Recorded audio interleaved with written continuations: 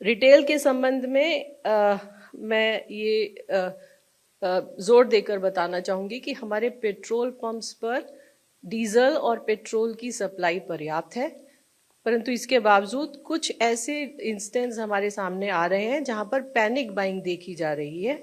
मैं ये कहना चाहूँगी कि कृपया अफवाहों पर विश्वास न करें, और ये भी मैं ये बताना चाहूँगी कि पेट्रोल और डीजल के प्राइस में कोई इंक्रीज नहीं किया गया है।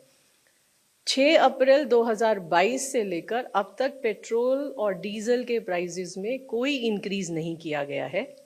इसके विपरीत 2022 के अंदर भारत सरकार ने एक्साइज ड्यूटी पेट्रोल और डीजल पर कम करी। फिर 2024 के अंदर पेट्रोल और डीजल के दामों को कम किया। अब 27 मार्च 2026 को भी भारत सरकार ने दोबारा पेट्रोल और डीजल पर 10 रुपए की एक्साइज ड्यूटी कम की, और इस सब का उद्देश्य यही है कि डोमेस्टिक मार्केट के अंदर प्राइस स्टेबल रहे और दामों में बढ़ोतरी ना हो। ये इस कॉन्टेक्स्ट में भी इम्पॉर्टेंट हो जाता है कि अगर हम इंटरनेशनल मार्केट में क्रूड का प्राइस देखें तो इंडियन क्रूड बास्केट जो 2025-26 फाइनेंशियल ईयर में लगभग $70 पर बैरल था, वो मार्च में $113 पर बैरल से अधिक हो गया है। इसी तरह जैसा आप जानते हैं कि एलपीजी के भी प्राइस में काफ़ी इंटरनेशनल मार्केट में बढ़ोतरी हुई है, परंतु हमारे देश में एलपीजी के प्राइसेस भी स्टेबल हैं।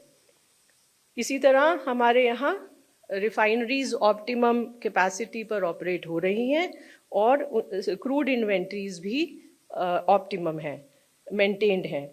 ऑयल मार्केटिंग कंपनीज भी अब सप्लाईज के ऊपर नज़र बनाए हुए हैं और इसके चलते लगभग 298 डिस्ट्रीब्यूटर्स पर पेनल्टी इम्पोज की गई है और 70 डिस्ट्रीब्यूटर्स को अभी तक सस्पेंड किया जा चुका है।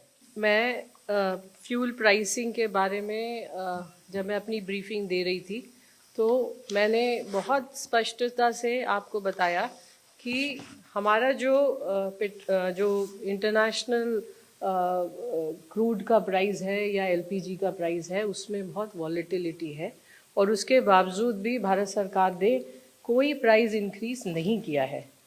अगर आप क्रूड की बात देखें तो जैसा कि आप जानते हैं कि जो $70 में पिछले साल हमको क्रूड बास्केट मिल रहा था, वो इस महीने उसका एवरेज बढ़कर $113 पर बैरल से ज़्यादा हो चुका है। अगर मैं लॉन्ग टर्म की भी बात करूं तो इंडियन बास्केट अगर आप नवंबर 2021 से मार्च 2026 के बीच में देखें तो there is a huge increase, and in spite of that government has not increased the price, and the effort of the government has been to keep the price stable।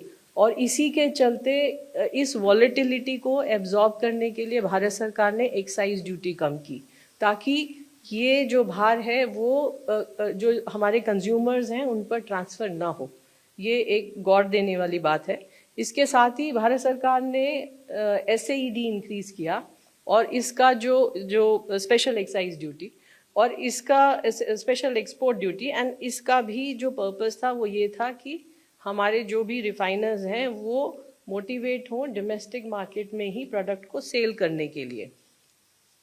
LPG का अगर आप देखें तो सऊदी सीपी में जुलाई 2023 से अब अप्रैल 2026 तक लगभग 102% की वृद्धि हुई है, लेकिन अगर आप डोमेस्टिक प्राइस देखें सिलेंडर का तो उसमें 17% का डिक्रीज़ है।